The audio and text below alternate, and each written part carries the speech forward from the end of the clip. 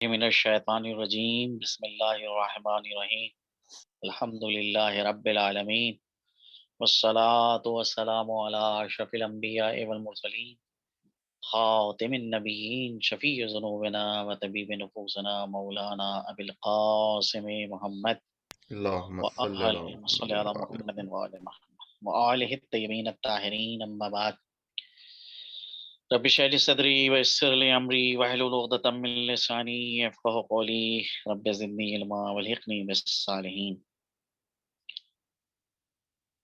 علم کے فضائل اور علماء کے فضیلت میں جو احادیث وارد ہوئی ہیں ان میں سے آج ایک حدیث یہ جو حضرت امام صادق علیہ الصلوۃ والسلام سے ہے۔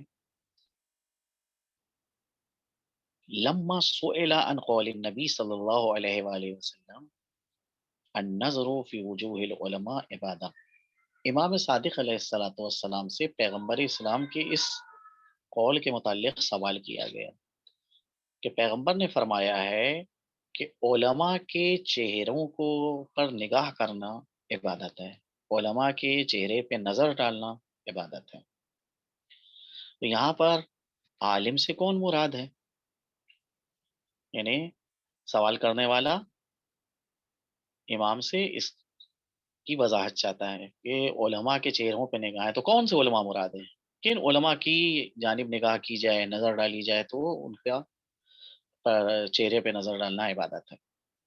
تو حضرت نے فرمایا هو العالم الذي اذا نظرت الیہ ذکرک الآخرہ، یہاں پر وہ عالم مراد ہے کہ جس کی جانب تم نگاہ کرو تو تم کو آخرت یاد آئے، یعنی جس کے چہرے کی جانب جب تم نگاہ کرو تو اس کے چہرے کو دیکھنے کے بعد تم کو آخرت نگاہ یاد آئے۔ وَمَنْ كَانَ خِلَافُ ذَلِكَ فَالنَّظْرُ إِلَيْهِ فتنة، اور اگر کسی عالم کے چہرے پہ نظر ڈالنے سے آخرت نہ یاد آ رہی ہو بلکہ دنیا یاد آ رہی ہو تو اس کی جانب نگاہ کرنا جو ہے وہ فتنہ ہے، یعنی نگاہ کرنے سے پرہیز کرنا چاہیے، ایسے شخص کی جانب جو ہے وہ نگاہ نہ کی جائے کہ جس کی جانب نگاہ کرنے سے انسان کو جو ہے وہ دنیا یاد آ رہی ہو، آخرت یاد نہ آ رہی ہو۔ ایک یہ حدیث ہے، اور دوسری حدیث حضرت علی علیہ الصلوۃ والسلام سے ہے جس میں حضرت فرماتے ہیں خذ الحکمت ممن آتاک بہا، جو تمہاری طرف حکمت لے کے آ رہا ہے، علمی گفتگو تمہارے سامنے کر رہا ہے، تم سے علمی جو ہے مباحثہ کر رہا ہے، حکمت والی باتیں تمہارے سامنے بیان کر رہا ہے تو اس سے وہ تم لے لو۔ خذ الحکمت، حکمت لے لو، ممن آتا کا بہا، کہ جو تمہاری جانب حکمت کو لے کے آ رہا ہے۔ حکمت یعنی علم کا ایک خاص حصہ جو اسرار اور رموز سے جس کو تعبیر کیا گیا ہے، اور بہرحال جو ہے علم عمومیت رکھتا ہے اور حکمت جو ہے وہ علم کے مقابلے میں خاص ہے۔ وانظر الی ما قال، اس جانب نگاہ کرو کہ وہ کیا کہہ رہا ہے۔ ولا تنظر الی من قال، اس جانب نگاہ مت کرو کہ کون کہہ رہا ہے، یہ دیکھو کہ کیا کہہ رہا ہے، یہ نہ دیکھو کہ کون کہہ رہا ہے۔ بہت عجیب حدیث ہے، یعنی یہاں کے اوپر ہم کو یہ چیز تعلیم کی جا رہی ہے کہ حکمت جو ہے، علم جو ہے، وہ ہم اس کے لیے جو اس کو حاصل کر رہے ہیں، اس کی تحصیل میں جو ہے شخصیت کو معیار نہ قرار دیں کہ کون سی شخصیت کون سی بات نقل کر رہی ہے۔ کوئی بھی شخصیت اگر اچھی بات نقل کر رہی ہے، اس اچھی بات کو ہمیں لے لینا ہے. ہم کو وہاں کے اوپر یہ نہیں کہنا ہے کہ یہ فلاں شخصیت ہے لہٰذا ہم اس کی بات نہیں لیں گے. نہیں، بات جو قبول کی جائے گی یا رد کی جائے گی خود معیار کلام قرار پائے گا، شخصیت قرار نہیں پائے گی. یہاں حضرت جو کہہ رہے ہیں کہ حکمت اخذ کر لو، لے لو، علم لے لو جو تمہاری جانب علم لے کے آ رہا ہے. وانظر الی ما قال، دیکھو یہ کہ وہ کہہ کیا رہا ہے. ولا تنظر الی من قال، یہ نہ دیکھو کہ کون کہہ رہا ہے. یہ ایک حدیث تھی. اور تیسری حدیث جو ہے، جو علماء کے احترام کے حوالے سے، جناب رسالت باب حضرت رسول خدا صلی اللہ علیہ وآلہ وسلم ارشاد فرماتے ہیں، من استقبل العلماء فقد استقبلنی، جو علماء کا استقبال کرتا ہے، علماء کو خوش آمدید کہتا ہے، ان کا احترام کرتا ہے، گویا وہ میرا احترام کر رہا ہے. ومن زار العلماء فقد زارنی، اور جو علماء کی زیارت کرتا ہے گویا کہ وہ میری زیارت کر رہا ہے. ومن جالس العلماء فقد جالسنی، اور جو علماء کا ہم نشین ہوتا ہے، ان کے ساتھ جا کے بیٹھتا ہے، وہ گویا کہ میرا ہم نشین ہو رہا ہے، میرے ساتھ بیٹھ رہا ہے.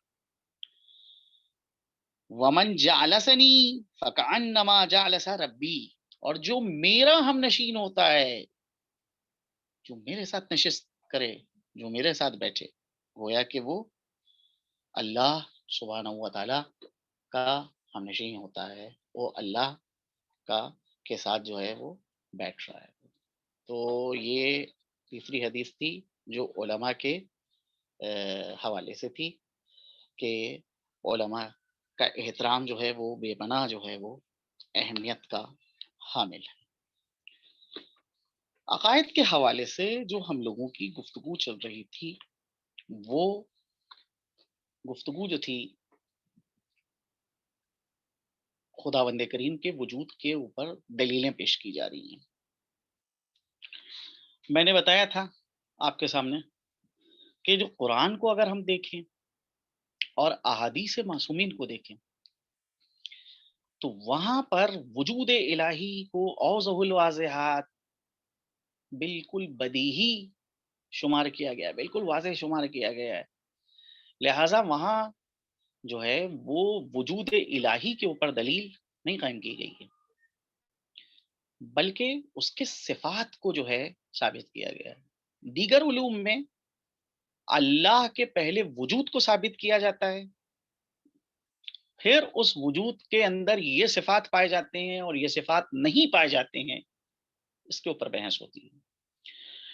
لیکن قرآن کریم کو اگر مطالعہ کیا جائے، احادیث ائمہ کا مطالعہ کیا جائے، دعاؤں کو دیکھا جائے، تو وہاں کے اوپر جو ہے یہ نظر آتا ہے کہ براہ راست ڈائریکٹ طور کے اوپر وجود الہی کے اوپر دلیل قائم کی جا رہی ہے، دلیل نہیں قائم ہو رہی ہے بلکہ صفات کو ثابت کیا جا رہا ہے. اب دیکھیے قرآن کی یہ آیت کہ اف اللہ شک فاطر السماوات والارض، کیا ذات پروردگار کے سلسلے میں کسی قسم کا شک ہے، کسی قسم کا کوئی شبہ ہے کہ جو زمین اور آسمان کا خالق ہے؟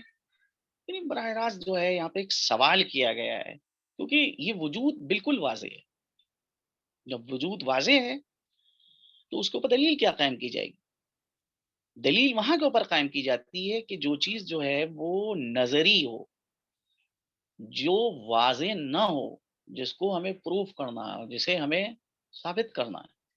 یہاں ہم کو ثابت نہیں کرنا ہے کیونکہ خدا کا وجود اوضح الواضحات میں سے ہے. یہ چند فقرے ہیں جو دعائے عرفہ کے اندر سید الشہداء امام حسین علیہ الصلوۃ والسلام نے جو خداوند کریم کے وجود کے حوالے سے استعمال کیے ہیں، اور یہ فقرات وہ ہیں کہ جو ہمارے بحث میں معاون ثابت ہوں گے جو ابھی گفتگو چل رہی ہے. کیف یستدل علیک بما ہوا فی وجودہ مفتخر، کیوں کر کوئی ذات جو اپنے وجود ہی میں تیری محتاج ہے وہ تیرے وجود کو ثابت کر سکتی ہے؟ کیسے کوئی ذات تیرے وجود کو ثابت کر سکتی ہو، تیرے وجود کو ثابت کرے، جبکہ وہ خود اپنے وجود میں محتاج ہے، وہ خود اپنے وجود میں نیاز مند ہے۔ کیف یستدل علیک بما ہوا فی وجودہ مفتخر الیک، کیوں کر وہ چیز تیری طرف رہنمائی کر سکتی ہے جو اپنے وجود ہی میں تیری محتاج ہے۔ ایکون لغیرک من الظہور ما لیس لک حتی یکون هو الظہور لک،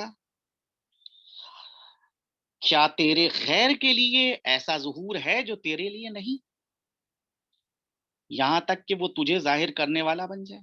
یعنی یہ ایک عجیب سوال یہاں پر حضرت جو ہیں وہ کر رہے ہیں، کیا اللہ کے علاوہ کوئی اتنا زیادہ ظاہر ہے کہ جو اللہ کے پہچانوانے کا سبب بن سکے؟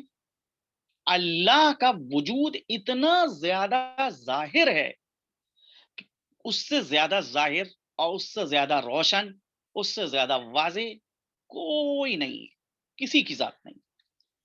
یہاں کے اوپر مطلق طور کے اوپر جو ہے اس چیز کا انکار کیا جا رہا ہے۔ دیکھیے یہ ہے ائمہ طاہرین کی دعاؤں میں الہیات کے مباحث کہ جو ہم لوگوں کی نگاہوں سے اوجھل ہیں۔ ایکون لغیرک من الظہور ما لیس لک، آیا تیرے غیر کے لیے ایسا ظہور ہے جو تیرے لیے نہیں ہے، یعنی تیرے علاوہ کوئی دوسرا اتنا زیادہ جو ہے ظاہر ہے، اتنا زیادہ واضح ہے کہ جو تجھ کو واضح کر سکے؟ حتی یکون هو المظہر لک، یہاں تک کہ وہ تجھے ظاہر کرنے والا بن جائے۔ متا غبتا حتی تحتاج الی الدلیل، تو کب غائب تھا کہ کسی ایسے نشان کی حاجت ہو جو تیری دلیل ہے؟ کیا فکر ہے، تو کب غائب تھا؟ اب اگر تیرے وجود کو کوئی نہیں درک کر پا رہا ہے، تجھ تک کوئی نہیں پہنچ پا رہا ہے، یہ خود اس کی کمی ہے۔ تو بالکل واضح، تو بالکل عیاں ہے، بالکل روشن ہے، اوضح الواضحات میں سے، تجھ سے زیادہ واضح کوئی ذات نہیں، تجھ سے زیادہ ظاہر کوئی ذات نہیں، تجھ سے زیادہ روشن کوئی ذات نہیں۔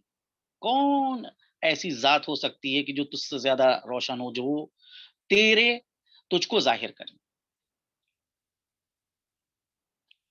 متا غبتا حتی تحتاج الی الدلیل یدل علیہ، تو کب غائب تھا کہ کسی ایسے نشان کی حاجت ہو جو تیری دلیل ہے؟ ومتا بعدتا حتی تکون الآثار هی التی توصل الیک، اور تو کب دور تھا کہ آثار اور نشان تجھ تک پہنچنے کا ذریعہ اور وسیلہ بنے؟ کب تو دور تھا؟ امیت عین لا تراک، اندھی ہے وہ آنکھ جو تجھے اپنا نگہبان نہیں پاتی، جو تیرے وجود کو درک نہ کر سکے، جو تجھ تک نہ پہنچ سکے، اندھی ہے وہ آنکھ۔ یہ فقرات جو ہیں وہ بہرحال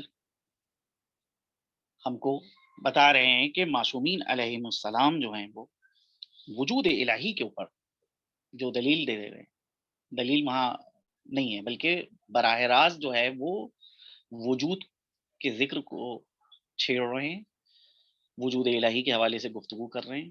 لیکن اور لوگ جو ہیں پہلے وجود الہی کو ثابت کرتے ہیں، جیسے ایک فلسفی پہلے اللہ کے وجود کو فرض کرتا ہے کہ اللہ کا وجود ہے، اس کے بعد جب یہ چیز ثابت ہو جاتی ہے کہ ہاں اللہ ہے، وجود الہی ہے، ایک واقعیت ہے، پھر اس کے کیا صفات ہیں اس کے حوالے سے بحث ہوتی ہے۔ لیکن اگر ہم اپنے اس دینی آثار کے اندر دیکھیں تو وہاں جو ہے اس قسم کی گفتگو ہے کہ تجھ سے زیادہ واضح، تجھ سے زیادہ روشن کون سی ایسی چیز ہے کہ جو تیری رہنمائی تیرے ظہور کا سبب بنے، تجھ کو وہ ظاہر کر سکے۔ کوئی ذات ایسی نہیں ہے کہ جو تجھ سے زیادہ ظاہر ہو یا تجھ سے زیادہ روشن۔ تو برادران عزیز، یہ خداوند کریم کے وجود کے حوالے سے جو گفتگو ہو رہی ہے، بہرحال کبھی دیکھیے ہم جو ہیں بعض دلیلیں جو سیکھتے ہیں، ان دلیلوں کو اپنے لیے نہیں سیکھتے ہیں، دوسروں کے لیے سیکھتے ہیں، کہ ہو سکتا ہے کہ منکرین خدا سے ہمارا سامنا ہو جائے۔ اب منکرین خدا جو ہیں ان سے جب ہمارا سامنا ہو رہا ہے تو بہرحال جو ہے جس کا جیسا ذہن ہوگا اس اعتبار سے ہم کو گفتگو کرنا ہوگی۔ کبھی کوئی انتہائی جو ہے وہ سادہ ذہن کا آدمی مل گیا، اس سے جو ہے ہم جو ہے وہ جو فطرت سے مربوط دلائل ہیں ان دلائل کو اس کے سامنے پیش کرتے ہیں، دلیل نظم کو اس کے سامنے پیش کرتے ہیں۔ لیکن کوئی جو ہے وہ بہرحال ایسا شخص ملا کہ جس کے ذہن کے اندر شبہات کی یلغار ہے، شبہات جو ہیں وہ حملہ آور ہیں، تو اس کے سامنے جو ہے پھر اس انداز سے جو ہے وہ گفتگو ہوتی ہے۔ جس کا جیسا ذہن ہوتا ہے اس اعتبار سے جو ہے اس سے گفتگو کی جاتی ہے۔ طریقہ ہمارا یہی ہے کہ یہاں کے اوپر جو ہے ہم یہ دلائل جو وجود الہی کے حوالے سے دے رہے ہیں، وہ دلائل صرف اور صرف جو ہے اپنے عقیدے کی مضبوطی کے لیے، اپنے ایمان کے استحکام کے لیے، اور ضرورت اگر پڑے کہ اگر منکرین خدا سے ہمارا سامنا ہو جائے تو ہم ان کے سامنے دلیل دے سکیں اور ان کے سامنے وجود الہی کو ثابت کر سکیں۔ گزشتہ درسوں میں آپ کے سامنے جو ہے وہ گفتگو جو ہو رہی تھی وہ وجوب اور امکان کے حوالے سے بحث کی گئی تھی کہ کائنات کے اندر جو ہے یا تو واجب الوجود ہے یا پھر ممکن الوجود ہے۔ واجب الوجود کی جو تعریف بیان کری تھی کہ واجب الوجود اس کو کہتے ہیں کہ جو خود اپنا وجود رکھتا ہو، اپنے وجود میں وہ کسی غیر کا محتاج نہ ہو، اسے کہتے ہیں واجب الوجود۔ ممکن الوجود اس کو کہتے ہیں کہ جو اپنے وجود میں کسی غیر کا محتاج ہو، کسی دوسرے کا محتاج ہو۔ اس کی مثالیں آپ کے سامنے دی گئی تھی کہ مثال کے طور کے اوپر بیٹا جو ہے اپنے وجود میں باپ کا محتاج ہے، باپ جو ہے وہ اپنے وجود میں دادا کا محتاج ہے۔ تو ہر ممکن الوجود، اس جملے پہ غور کیجئے گا، ہر ممکن الوجود اپنے وجود میں کسی غیر کا محتاج، کسی دوسرے کا نیاز مند۔ لیکن واجب الوجود وہ ہے کہ جو خود بخود اپنا وجود رکھتا ہے اور وہ کسی غیر کا محتاج نہیں۔ اس کے علاوہ واجب الوجود کی جو خصوصیات ہے اس میں سے ایک خصوصیت آپ کے سامنے بیان ہوئی تھی کہ کوئی بھی زمانہ ایسا نہیں گزرا ہے کہ جب واجب الوجود نہ ہو، نہیں، ایسا موجود کہ جو خود بخود ہے، ہر زمانے میں موجود ہے۔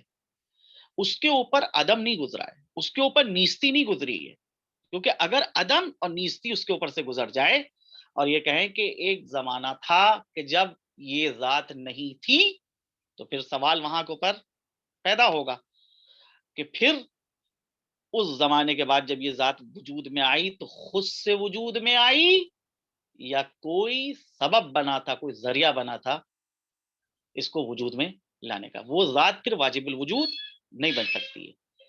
واجب الوجود وہی ذات بن سکتی ہے کہ جو خود بخود اپنا وجود رکھتی ہو اور کوئی زمانہ اس کے اوپر ایسا نہ گزرا ہو کہ جب وہ نہ موجود ہو، اور نہ آئندہ کوئی زمانہ ایسا آئے گا کہ جب وہ نہیں ہوگی۔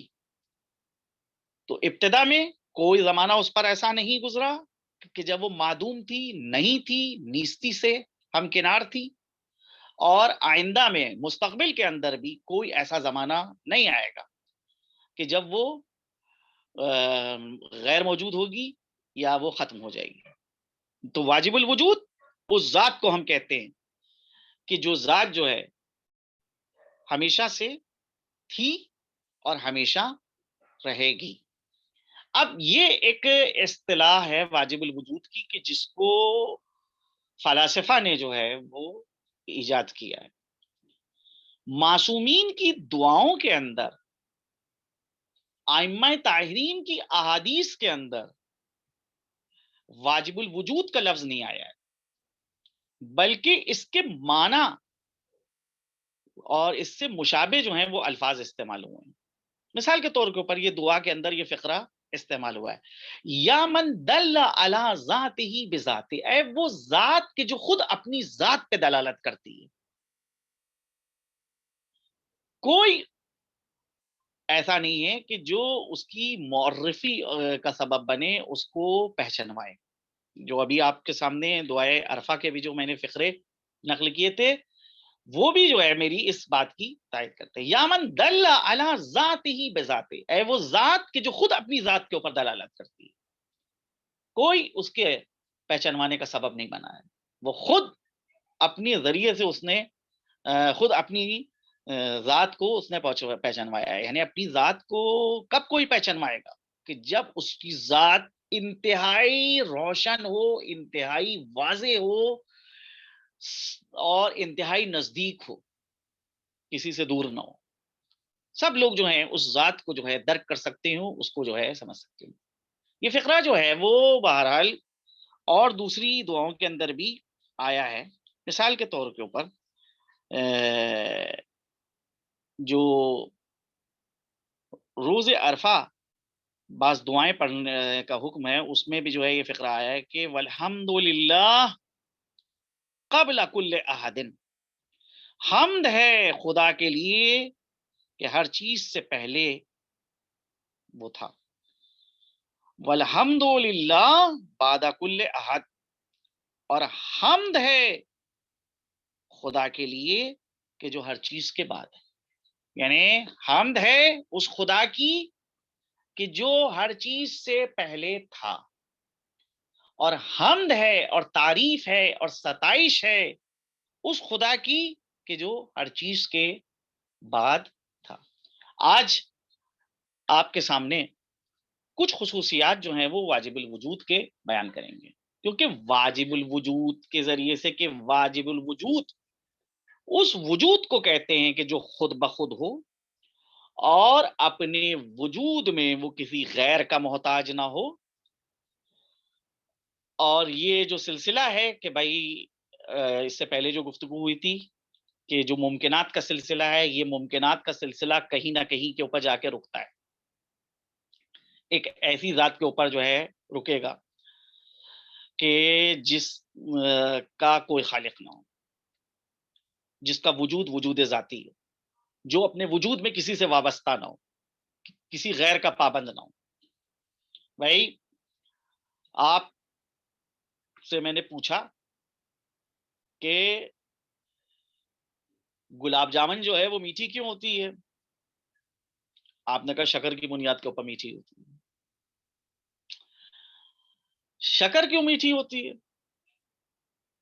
وہاں کے اوپر پھر آپ جو ہیں جواب میں یہ نہیں کہیں گے کہ شکر کیوں میٹھی ہوتی ہے، کہتے ہیں بھی شکر کے اندر جو مٹھاس پائی جاتی ہے وہ ذاتی مٹھاس پائی جاتی ہے. تو جو چیز ذاتی طور کے اوپر ہو وہاں کے اوپر جو ہے پھر کیوں کا سوال نہیں ہوتا ہے گا. موجودات کے حوالے سے یہی بحث ہو گئی ہے کہ جو موجودات ہیں، یہ سلسلہ موجودات کا جو چل رہا ہے، یہ سلسلہ ایک جگہ کے اوپر جا کے رکے گا. کہ بھئی مثال کے طور کے اوپر آپ کو آپ کے والد نے پیدا کیا، آپ کے والد کو آپ کے دادا نے پیدا کیا، آپ کے دادا کو ان کے باپ نے پیدا کیا. تو یہ سلسلہ ایسا تو نہیں ہے کہ مستقل چلتا رہے گا، کہیں کے اوپر رکے گا نہیں. ایک ایسی ذات کے اوپر جا کے رکنا چاہیے کہ جس کو کسی نے پیدا نہ کیا ہو، جو کسی کے لیے معلول نہ ہو، وہ خود جو ہے علت بن رہا ہو. دو چیزیں ہوتی ہیں، ایک ہوتی ہے علت اور ایک چیز ہوتی ہے معلول. معلول فلسفے کی زبان میں اس کو کہا جاتا ہے کہ جو اپنے وجود میں کسی کا محتاج ہو، اسے کہتے ہیں معلول. اور اس کے مقابلے میں آتی ہے علت، کہ جو اپنے وجود میں کسی کی محتاج نہ ہو. مثال کے طور کے اوپر آپ ایک جو ہے چیز کو گرم کرنا چاہتے ہیں، تو یہ جو گرمی حاصل ہو رہی ہے، یہ گرمی معلول بن رہی ہے اس آگ کا، کہ جو آگ جو ہے آپ نے روشن کری، اس آگ کے اوپر جب آپ نے اس چیز کو رکھا، اس کی بنا کے اوپر یہ چیز جو ہے وہ گرم ہوئی، تو یہ معلول ہے. لیکن خود جو ہے، جو تپش اور حرارت آگ کے اندر پائی جاتی ہے، وہ خود علت ہے. تو جو اپنے وجود میں کسی دوسرے کا محتاج ہو اسے کہتے ہیں معلول، اور جو اپنے وجود میں کسی غیر کا محتاج نہ ہو اسے کہتے ہیں علت. ایک گھر اس وقت تک وجود میں نہیں آ سکتا جب تک کہ ایک بنانے والا نہ ہو. ایک کتاب اس وقت تک کے وجود میں نہیں آ سکتی جب تک کہ کوئی اس کو لکھنے والا نہ ہو. ایک تقریر اس وقت تک کے وجود میں نہیں آ سکتی جب تک کہ ایک مقرر موجود نہ ہو.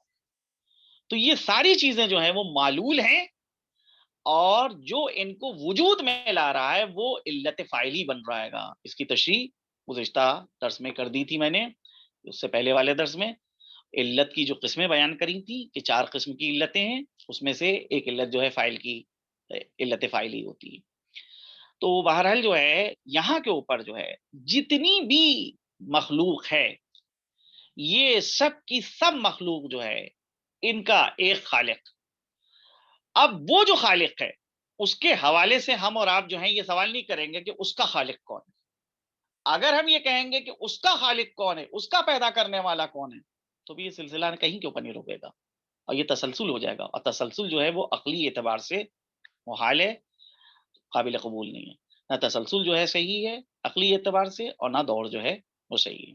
ماننا پڑے گا کہ وہ ایک ذات ایسی ذات ہے کہ جس کو کسی نے پیدا نہیں کیا، وہی سب کو کے لیے منبع قرار پا رہی ہے، وہی سب کے لیے سر چشمہ قرار پا رہی ہے. تو یہ واجب الوجود کے حوالے سے بحث تھی.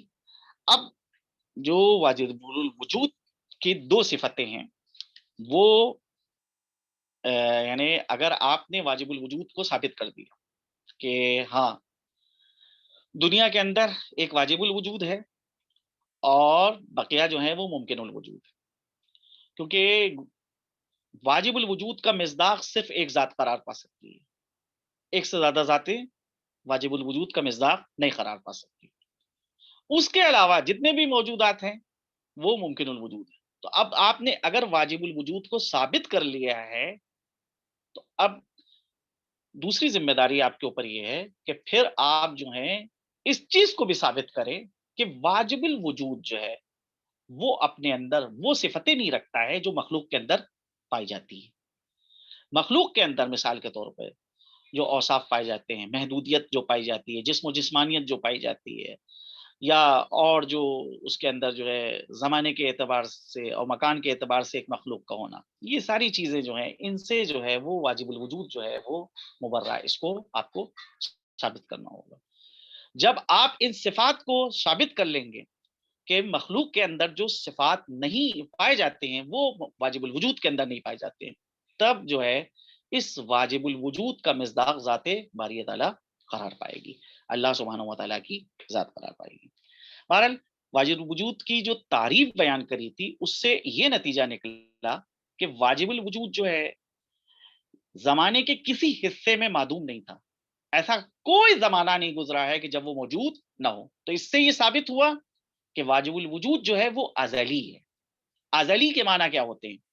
کہ جو ہمیشہ سے تھا، کوئی ایسا زمانہ نہیں گزرا ہے کہ جب وہ نہیں ہو، اس کو کہتے ہیں ازلی. اور دوسری خصوصیت اس کی اسی تعریف کی روشنی میں کہ واجب الوجود اس کو کہتے ہیں کہ جو ابدی ہے، یعنی آئندہ بھی کوئی ایسا زمانہ نہیں آئے گا کہ جب یہ نہ ہو۔ تو واجب الوجود کے اندر دو خصوصیتیں، دو صفتیں تو پائی جا رہی ہیں، ایک اس کا ازلی ہونا اور دوسرے اس کا ابدی ہونا۔ اب اگر ان دونوں صفتوں کو ہم جمع کریں اور ان کو ایک نام دیں تو عقائد کی زبان میں اس کو سرمدی کہتے ہیں، یعنی ایسی ذات کہ جو سرمدی ہے۔ سرمدی یعنی جو اپنے جس کی نہ ابتدا معلوم ہو اور نہ جس کی انتہا معلوم ہو، اس کو کہتے ہیں سرمدی، اس ذات کو، یعنی جو ازلی بھی ہو اور ابدی بھی ہو، جو ہمیشہ سے تھا اور ہمیشہ رہے گا، اسے کہتے ہیں سرمدی۔ اگر آپ ابتدا کے حوالے سے گفتگو کر رہے ہیں تو اس کو ازلی سے تعبیر کریں گے کہ کبھی بھی جو ہے وہ معدوم نہیں تھا، وہ ہے ازلی، ازل سے موجود ہے، اور کبھی وہ معدوم نہیں ہوگا، یعنی ابد تک ابدی ہے وہ۔ تو اگر ازلی اور ابدی کو ایک نام دیا جائے، ایک اسم دیا جائے، تو وہ ہے سرمدی، یعنی ایسی ذات کہ جو جس کی ابتدا بھی جو ہے وہ ابتدا سے تھا، اور ایسی ذات کہ جس کی انتہا بھی جو ہے وہ لوگوں کے کو نہ معلوم ہے، نہیں پتا کہ اس کی انتہا کیا ہے۔ یہ واجب الوجود کے اندر دو صفتیں پائی جاتی ہیں۔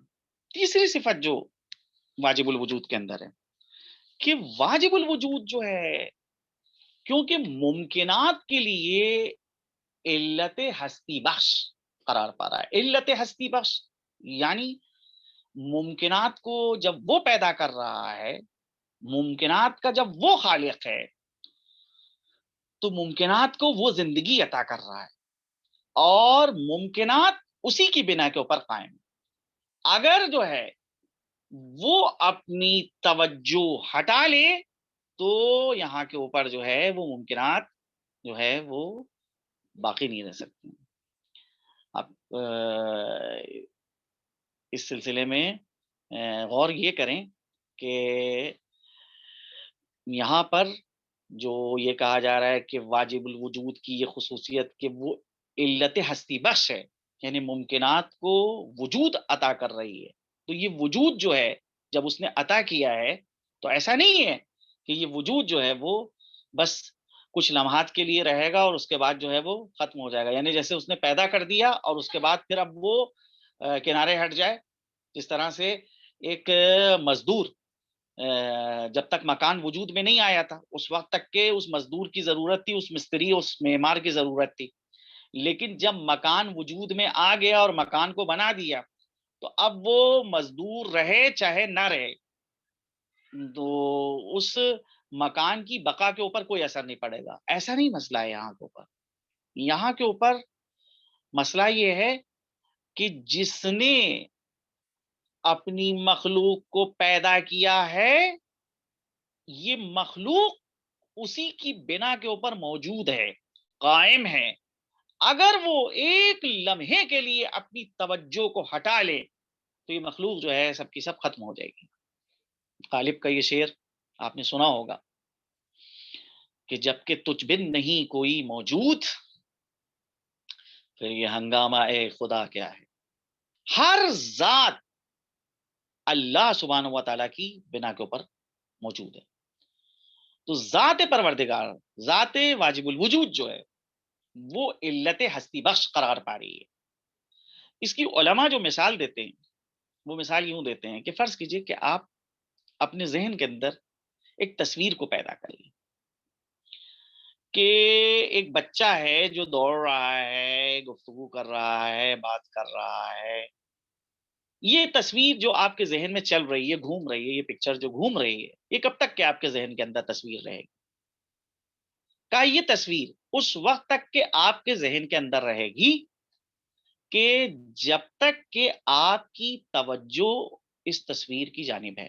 آپ اس تصویر کے خالق ہیں۔ یہ تصویر کو زندگی اس وقت تک ہے جب تک کہ آپ اس تصویر کی جانب متوجہ ہیں. یہ تصویر اس وقت تک کہ زندہ ہے.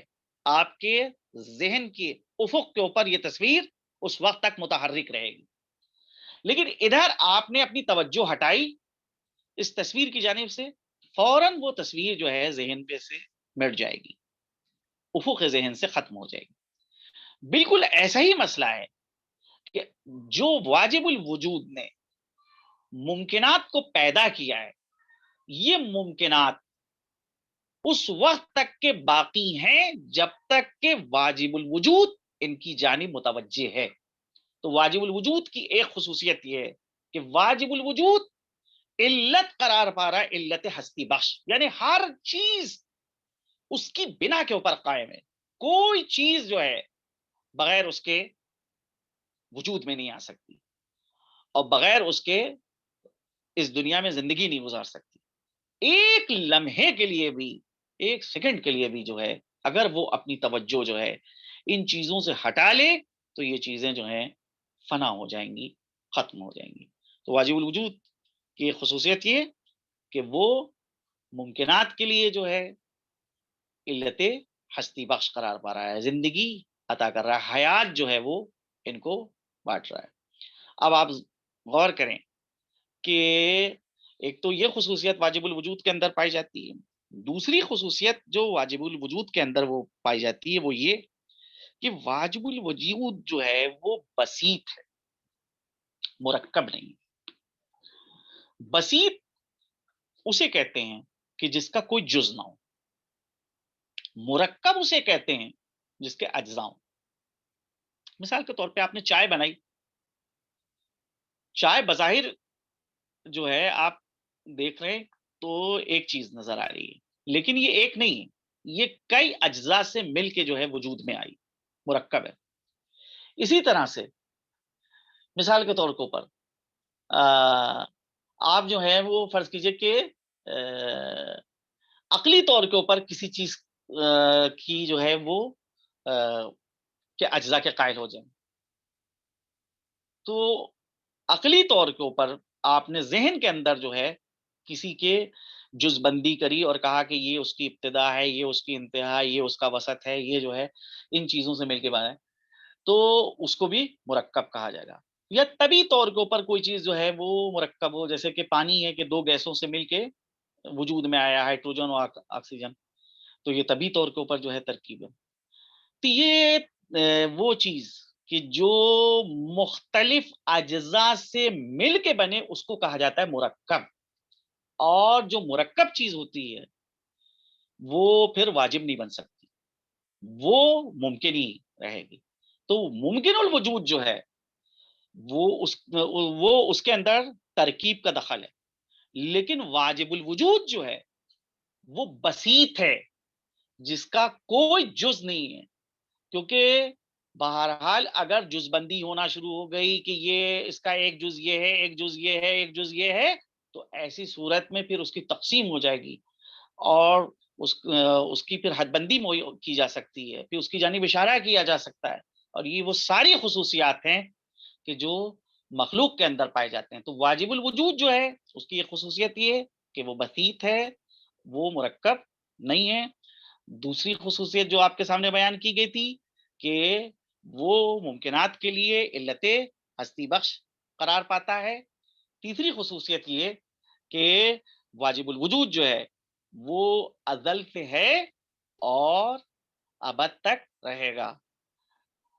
کبھی زمانہ کوئی ایسا نہیں گزرا ہے کہ جب وہ نہ ہو، اور نہ کبھی کوئی زمانہ آئے گا کہ جب وہ ختم ہو جائے.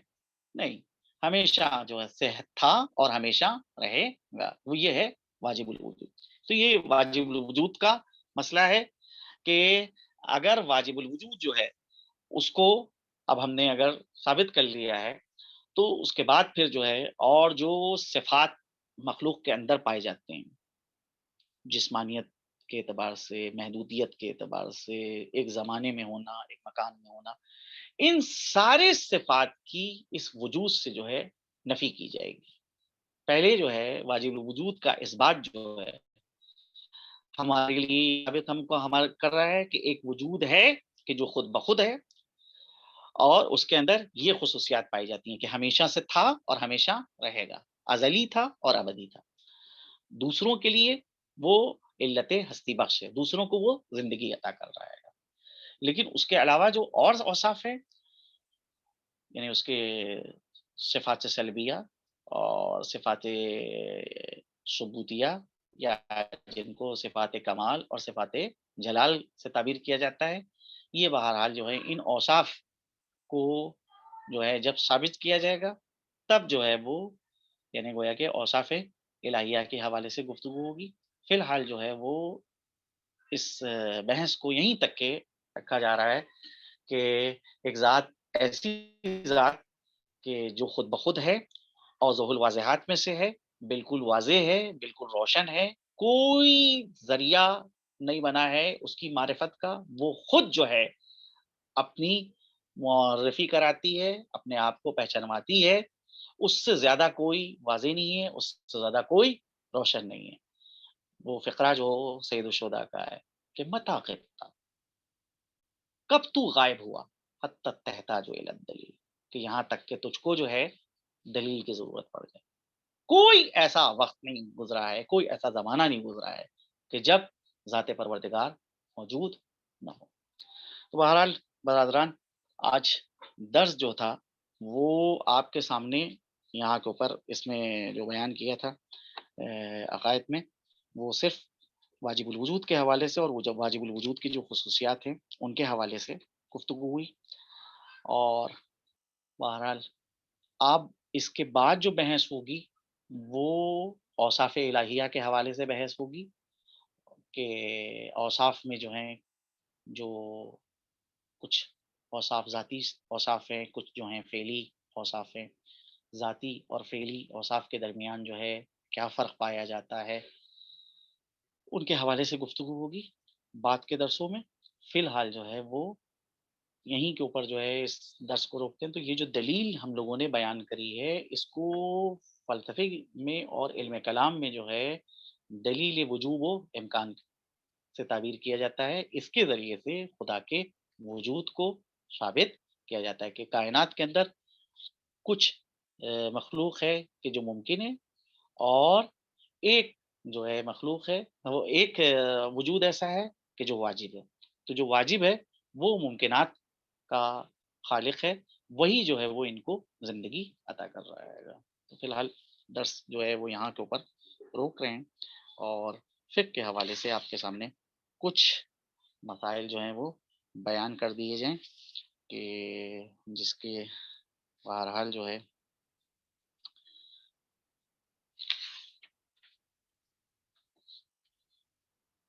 آج کا جو مسئلہ ہے وہ یہ کہ قرآن مجید کی تحریر اور ورق کو نجس کرنا، جبکہ یہ فعل بے حرمتی میں شمار ہوتا ہو، بلا شبہ حرام۔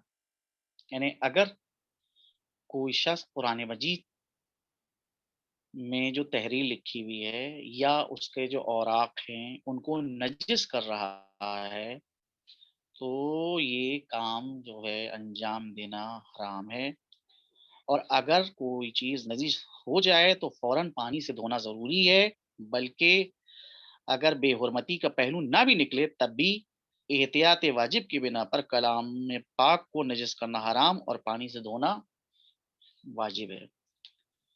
دوسرا مسئلہ یہ ہے کہ اگر قرآن مجید کی جلد نجس ہو جائے اور اس سے قرآن مجید کی بے حرمتی ہوتی ہو، تو جلد کو بھی پانی سے دھونا ضروری ہے۔ یہاں کے اوپر جو ہے اوپر وہ جو یعنی جلد ہے، اندر قرآن کریم کی آیتیں جہاں کے اوپر لکھی ہیں وہ نہیں مراد ہے کہ صرف اوپر کی جلد جو ہے وہ نجس ہو جائے۔ فرض کیجئے خون کا قطرہ جو ہے ہاتھ سے جو ہے وہ گر جائے اس جلد کے اوپر، تو وہ بہرحال خون نجس ہے، اس سے جو ہے وہ جلد نجس ہو گئی ہے۔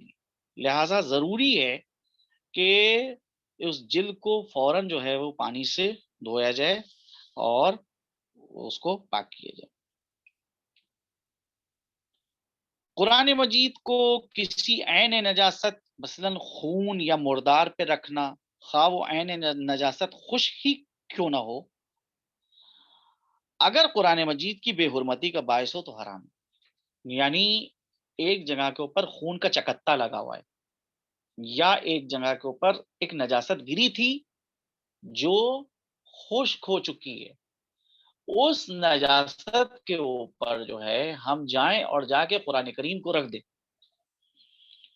اگرچہ یہ خشک ہو چکی ہے لیکن بہرحال جو ہے اگر اس طرح سے قرآن کو رکھنے سے قرآن کی بے حرمتی ہو رہی ہے، توہین ہو رہی ہے، تو انسان کا یہ کام جو ہے وہ انجام دینا حرام ہے، اس کو اس سے پرہیز کرنا چاہیے۔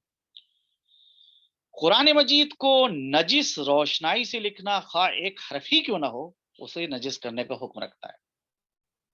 مثال کے طور پہ قرآن کریم ایک نجس روشنائی سے جو ہے وہ لکھتے ہیں، یعنی بعض ٹائم واقعاً جو ہیں بعض چیزیں ہوتی ہیں کہ انسان جو ہے وہ بے سمجھے بوجھے جو ہے وہ یہ کرتا ہے اور افسوسناک ہوتی ہیں کہ اپنے جسم کا حصہ کاٹا اور کاٹ کے اس میں سے خون نکال لیں اور خون نکال کر جو ہے وہ قرآن کی کوئی آیت لکھ رہے ہیں یا جو ہے ائمہ طاہرین کا نام لکھ رہے ہیں، اس سے ہم ثابت کرنے کی کوشش یہ کر رہے ہیں کہ ہم قرآن کے اوپر اپنی جان کو فدا کرنے کے لیے تیار ہیں، اور جو ہے یا ائمہ طاہرین سے ہم کتنی زیادہ محبت رکھتے ہیں کہ ہم ان کا نام جو ہے اپنے خون سے لکھ رہے ہیں، تو وہ خون جو ہے وہ ایک نجس روشنائی کی حیثیت رکھتا ہے۔ مسئلہ کیا کہہ رہا ہے کہ قرآن مجید کو نجس روشنائی سے لکھنا خواہ ایک حرف ہی کیوں نہ ہو اسے نجس کرنے کا حکم رکھتا ہے۔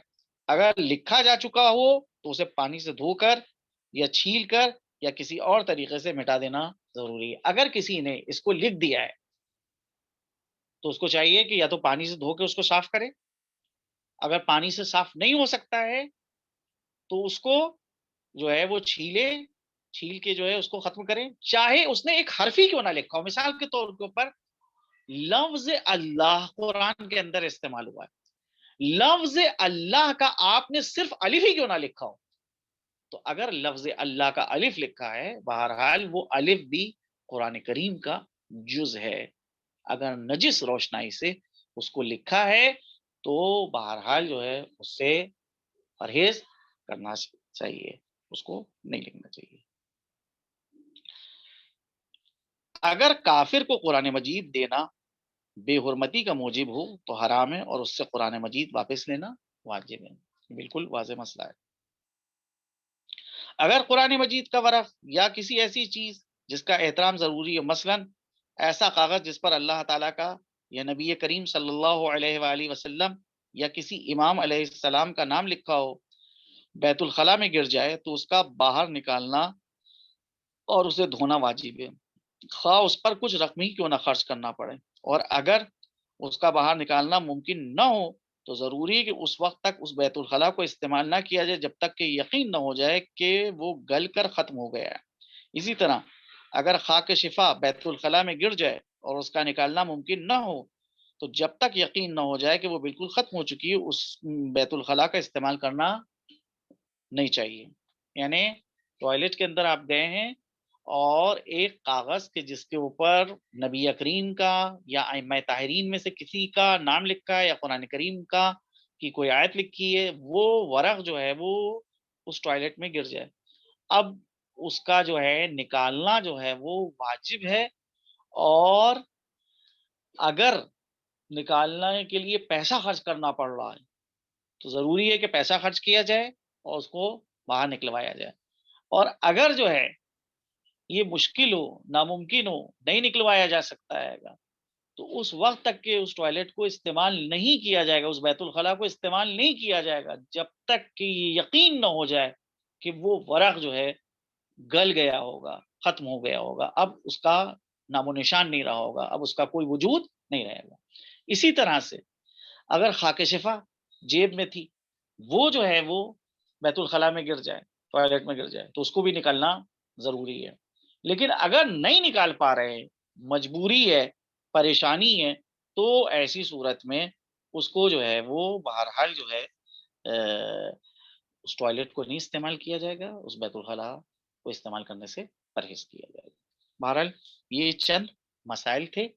آج کیونکہ حالات جو ہیں اتنے زیادہ ناسازگار ہیں، اور ایسی صورت میں کیونکہ کل جناب ختیجہ سلام اللہ علیہا کی وفات کی تاریخ تھی، تو اس بی بی کے جو محسن اسلام اور کائنات میں جو رسول اللہ کی حدیث ہے کہ 4 خواتین کو منتخب کیا گیا، ان 4 خواتین میں سے ایک خاتون ہے جناب ختیجہ سلام اللہ علیہا، کہ جس نے اپنی ساری دولت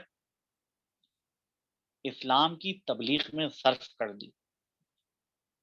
جناب رسالت مآب حضرت ختیجہ سے کس قدر محبت و الفت رکھتے تھے کہ تاریخ یہ بتاتی ہے کہ اگر گھر میں کوئی گوسفند ذبح کیا جاتا تھا اور جبکہ جناب ختیجہ کا انتقال ہو چکا تھا، تو اس کا گوشت جو ہے وہ ان کی سہیلیوں کے اور ان کی دوستوں کے بھجواتے تھے کہ یہ ختیجہ کی دوستوں کے بھجوا دوں۔ ایسی پاک و پاکیزہ خاتون یہ زمانہ جاہلیت کی دور جاہلیت کی جہالت اور گندگی ان کے مال کو آلودہ نہ کر پائی۔ اتنا پاک و پاکیزہ مال ہے کہ جس مال کو اللہ نے اپنی جانب منسوب کیا ہے، تو اس مال کو پیغمبر اسلام کے اختیار میں انہیں نے قرار دیا اور اس مال کے ذریعے سے اسلام کی تبلیغ ہوئی۔ کہنے کا مقصد یہ ہے کہ اس بیوی کو بارگاہ خداوندی میں ہم لوگ وسیلہ قرار دے رہے ہیں اور خود اللہ کے صفات اور اس کے اسماء حسنہ کو وسیلے کے طور کے اوپر قرار دیتے ہیں، اور 5 بار جو ہے ہم سب مل کے جو ہے اما یجیب پڑھتے ہیں، تاکہ یہ جو حالات اور جو وبا سے عالم انسانیت مضطرب ہے، اس وبا سے جو ہے عالم انسانیت کو نجات ملے اور اس اضطراب سے جو ہے عالم انسانیت کو چھٹکارا ملے۔ بسم اللہ الرحمن الرحیم۔ امن یجیب المضطر اذا دعا ویکشف السوء، امن یجیب المضطر اذا دعا ویکشف السوء، امن یجیب المضطر اذا دعا ویکشف السوء، امن یجیب المضطر اذا دعا ویکشف السوء، امن یجیب المضطر اذا دعا ویکشف السوء۔ پروردگار بحق محمد والے محمد کے میرے محبوب، تجھ کو تیرے اسماء حسنہ کا واسطہ، تجھ کو تیرے صفات اولیاء کا واسطہ، تجھ کو تیرے انبیاء اور مرسلین کا واسطہ، پیغمبر اور ان کی آل اطہار کا واسطہ، خدایا جس مشکلات سے عالم انسانیت جو ہے گزر رہی ہے، پروردگار اپنے رحم و کرم کے ذریعے سے ان مشکلات کو برطرف فرما۔ الہی آمین۔ خدایا ہمارے امام کے ظہور میں تعجیل فرما، عالم الہی انسانیت آمین۔ کو ان کے وجود سے فیضیاب فرما۔ پروردگارہ جو ہے دشمنان اسلام اگر قابل ہدایت نہیں ہیں تو ان کو تو نیست و نابود فرما، پرچم الہی اسلام کو آمین۔ سربلند فرما، پرچم کفر و نفاق کو سرنگوں فرما، ہمارے امام کے ظہور میں تاجیل فرما۔ آخر الہی دعوانا والحمد للہ رب العالمین۔ کوئی بھی اگر سوال ہو درس سے مربوط